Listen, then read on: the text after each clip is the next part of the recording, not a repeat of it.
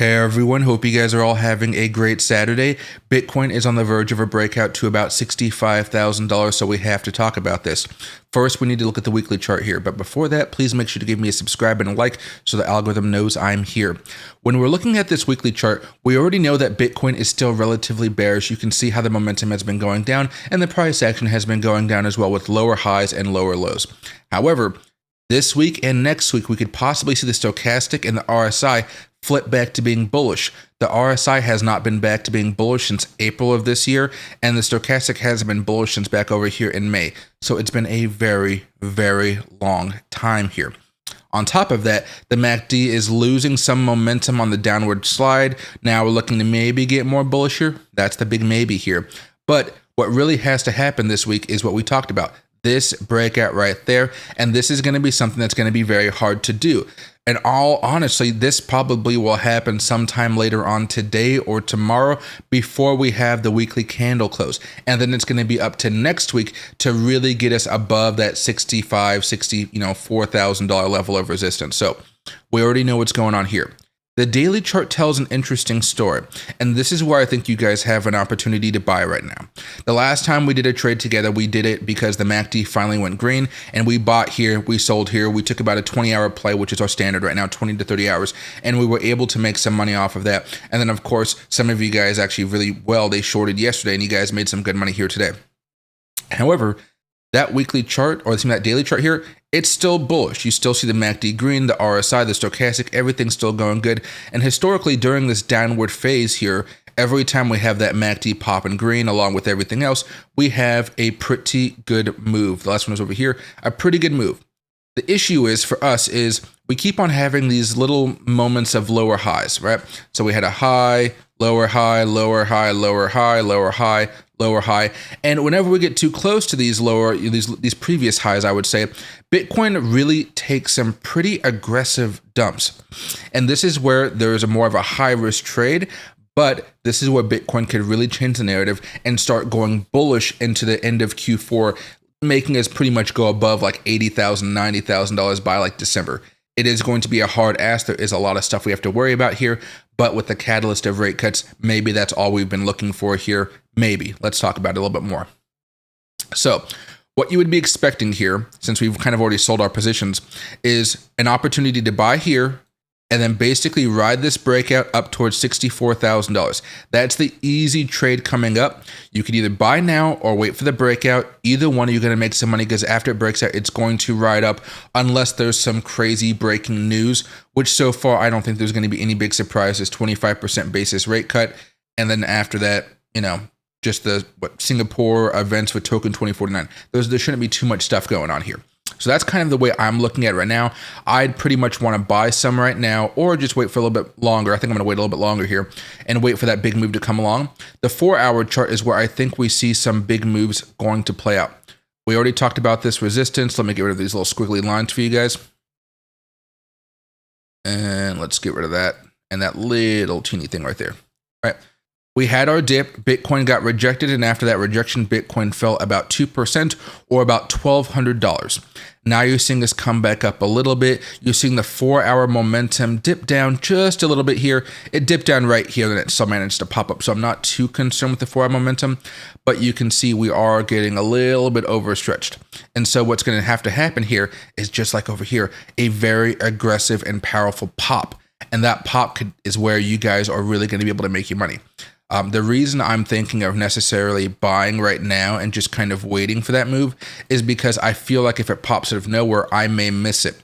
And so this is going to be a high risk trade unless you guys want to wait. And the reason it's a high risk trade is because your stop loss is going to be all the way down here at $57,000, which means you're risking right now about a 4% loss on your trade. And you're only going to be making about 7.5%. So it's not exactly like a 2-to-1 ratio for the trade there. So people might not like it as much, but as far as I'm concerned, I think I want to watch this play out a little bit more, look for a little bit more consolidation, and I think the next breakout that we have on this type of consolidation is something that I'm going to buy. My main concern is you can just see that we're kind of getting a little bit weak here, so this is going to be a higher risk trade. If we manage to break out here, let's see on the hourly chart, and we start making something of a move and we're up here, we're back above like 60,500, I'll probably end up doing a small move if it's towards the end of the day, but I want to see the daily chart have a confirmed close. Once that daily chart has a confirmed close, either tonight or tomorrow, that's when you guys get more aggressive and you guys feel more confident about buying, because that momentum on the breakout should take you back up here again, just to $65,000. Right now it's around 64,000. I'm just going to say 64,200. And the reason I'm not going crazy for 65,000 is because of what we just talked about a few minutes ago. We have these lower highs. Every time we get a little bit too close, we end up just getting demolished to the downside. Demolished. Back over here, demolished, right? We don't really want to be demolished like that, right? So it's easier just to try to buy this area over here, whether it's the breakout or not, and ride that wave. And then if we get too close up here, well, we might get demolished. Might. Again, momentum is shifting in our favor a little bit here with the news and things, but I don't really want to take that chance. So the easy way to get your fix, if you want to call it that, as far as, maybe we break out, we go above 66,000. Is still the easy way to do this is still to buy on either the breakout or right here, right now. Ride the wave, sell a portion of your position and scale out, and then just leave the rest here to kind of see what happens. And then if it decides to come back down, you move your stop loss up a little bit, basically to where you bought it. And so you're breaking even with the rest of the cash, but you still made a profit off of that trade. I think that's the most simple way to go through this. My big concern right now is waiting to see if we are going to break out. Look at this 15-minute chart here. You can see there was a nice little dump right there. It got bought back up. We're going sideways again, but the momentum really has to shift here.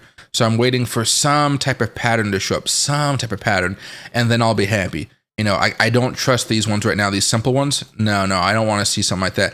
I need to see something that's really cooking, really consolidating, and then we have a breakout. For example, if we go back up, we come back down, and then we consolidate, and then we have a breakout here, I would probably buy this breakout and then see if it holds through here. I might have my stop loss just real close by. No, I'd probably have it down here. Excuse me. That's a mistake. Yeah, I'd have it down here.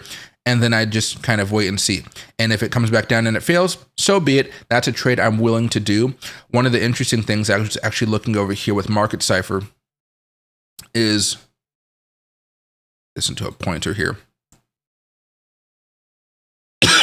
The daily chart on his Market Cipher is actually still bearish here. We're seeing the buy signal that came over here a while ago. Things are still looking okay. The 4-hour chart, a little bit of a bearish signal right here. A little bit. The 1 hour, you're getting some signals. They're not really as accurate right now, but they're there. So I'm just going to be patient right now. I'm basically going to open up a long today or tomorrow. I'll let you guys know because I'll be live when I do it. And then we're basically just going to hold and wait for a large Bitcoin breakout. It's either going to be a good trade or a bad trade. I'm hoping it's going to be a good trade because we still got the daily momentum on our side. It's just that we're getting pretty close to the sun as far as at 65,000. I don't want to hold my position past that unless it's just a position that has majority been scaled out. So that's kind of the gist of what I'm talking about today, guys. I'll see you guys a little bit later on tonight for a stream. I'm probably going to do a 2 to 3 hour one because we're going to try to do some live trading and stuff like that. So if you guys want to chill, do some trading. If you guys want me to test out some different theories that you guys have, I'd be happy to do that, especially when it comes to some meme coins out there, because I know a lot of you guys, especially on Weeks and JumpX and Blowfin, you guys have been looking for some different tokens, and we can open up some longs there and try to hold them for a week with low money, high leverage, and kind of see where they go. Because, of course, if Bitcoin manages to break out here, meme coins are going to go insane. Thanks.